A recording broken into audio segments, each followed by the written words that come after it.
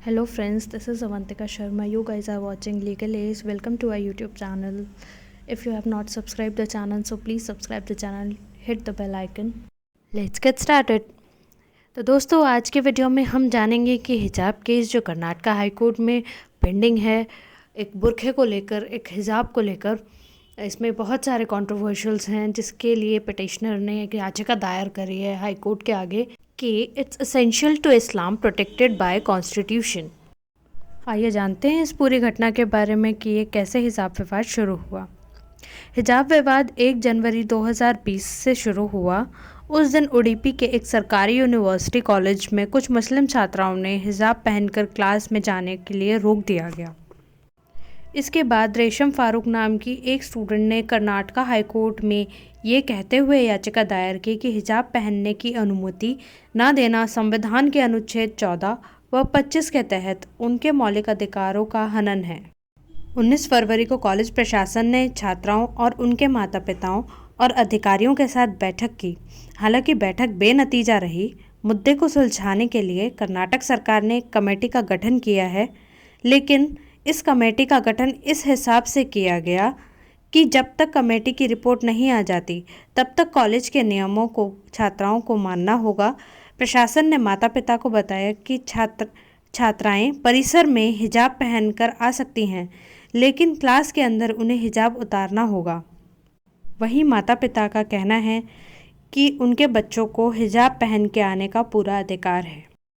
शुरुआत में कर्नाटक में शैक्षणिक संस्थानों में हिजाब को लेकर विवाद, विरोध प्रदर्शन व राजनीतिकरण के साथ साथ न्यायाधीश ने मामले में पेश होने वाले वकीलों से सभी भावनाओं को एक तरफ रखने के लिए कहा गया। एडवोकेट कामत ने अदालत से आग्रह किया कि वह राज्य को 2 महीने के लिए हिजाब पर कॉलेज के निर्देशों को टालने के लिए कहें और मुस्लिम स्टूडेंट्स को हेडस्कार्फ यानी हिजाब पहनकर वर्तमान शैक्षणिक सत्र के अंतिम वर्ष की परीक्षा देने की अनुमति दें।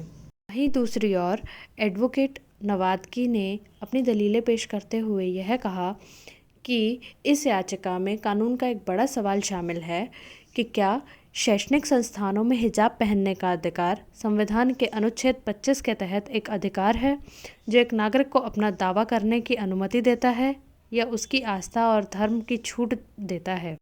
वहीं कर्नाटका बेंच ने एक मौखिक अपील की और कहा कि लोगों को संविधान में विश्वास रखना चाहिए। एक शरारती वर्ग इस मुद्दे को जलाता रहेगा, लेकिन आंदोलन करना, सड़क पर उतरना, नारेबाजी करना, छात्रों पर हमला करना, छात्र दूसरों पर हमला करना, ये अच्छी बातें नहीं हैं। Kerala high court judgement Fatima Tasneem versus state of Kerala पर बेस्ड था, जिसने फैसला सुनाया कि हिजाब इस्लाम का एक आवश्यक धार्मिक अभ्यास नहीं था।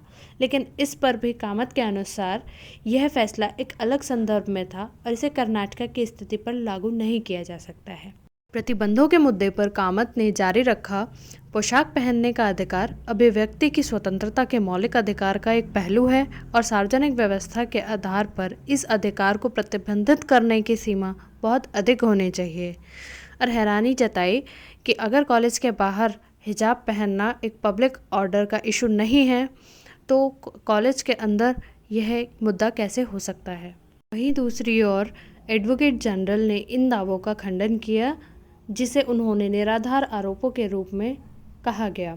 उन्होंने कहा कि इस तरह के बयानों में संवेदनशील समाज में खतरा पैदा करने की क्षमता होती है, तो इस तरह के बयान नहीं किए जाएं।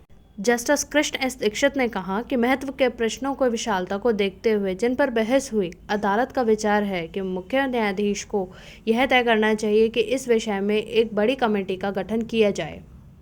इस तरह का अपडेट्स पाने के लिए चैनल को सब्सक्राइब करें, लाइक करें, शेयर करें and hit the bell icon. Thank you.